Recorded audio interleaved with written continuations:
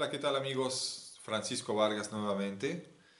Y este video lo quiero dedicar para pues explicar de una manera personal lo que identifico yo como los miedos, ¿no? Ya hablé en otro video con respecto a la alianza de los miedos, alíate con tus miedos, pero este sería como para identificar o entender los miedos.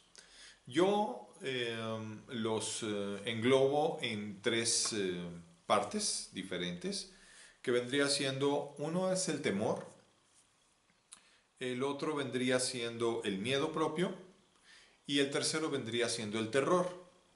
Y en mi particular cosmovisión de los miedos, quiero dar ciertos ejemplos para que se entienda mi manera de pensar y creo que este, pues esto podría ayudarnos a muchas personas a identificar primero nuestros miedos, de qué tipo son, para saber qué hacer con ellos, ¿no?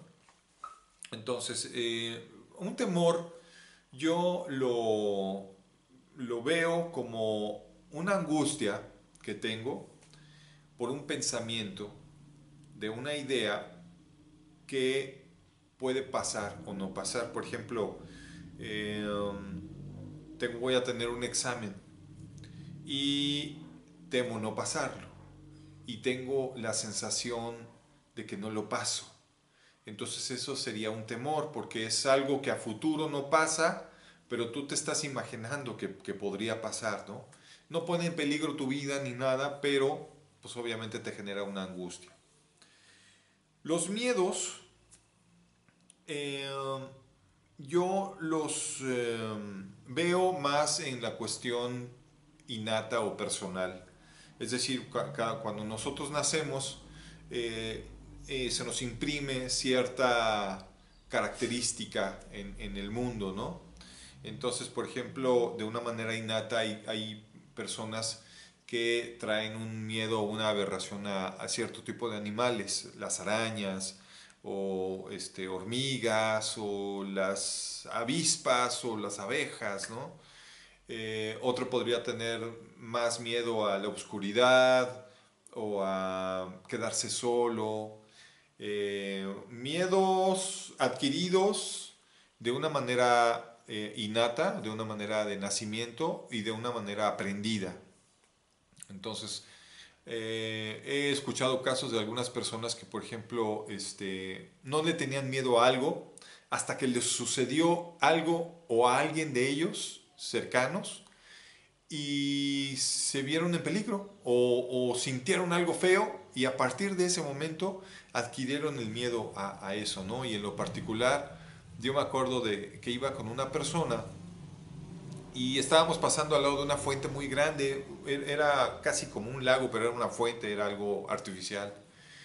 Eh, y en ese momento esta persona me dijo, ay, ¿cómo me da miedo pasar por fuentes así de grandes? Digo, ¿por qué? Pues porque pienso que va a salir algo del agua y me va a agarrar, ¿no?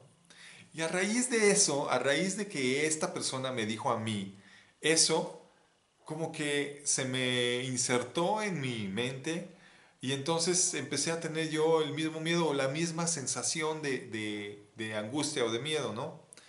Entonces, se los comento porque creo que los miedos hay que entenderlos, hay que identificarlos. Como dije anteriormente, para mí son maestros. Somos nosotros mismos en un tiempo en el que no nos conocemos. Y ahorita voy a explicar más o menos por qué pienso eso.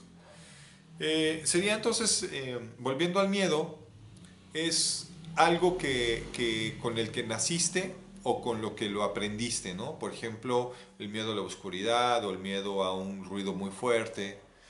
Y un terror sería a lo mejor la aberración natural que tiene una persona hacia un animal, hacia una araña, o a morirse ahogado, o morirse quemado, o terror a las alturas, o terror al fuego, o al agua.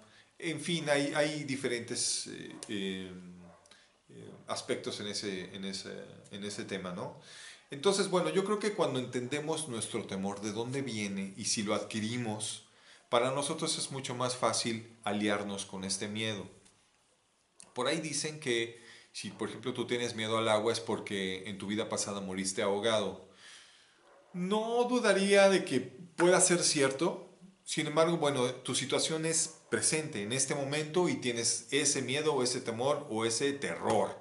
Entonces, lo que hay que hacer o lo que sugiere a lo mejor un ser elevado es, pues bueno, ya estás enfrente de esto, pues ¿qué pasa si lo invitas a tu alma, a tu corazón, y en lugar de que trabaje en contra tuya, pues que trabaje a tu favor, ¿no?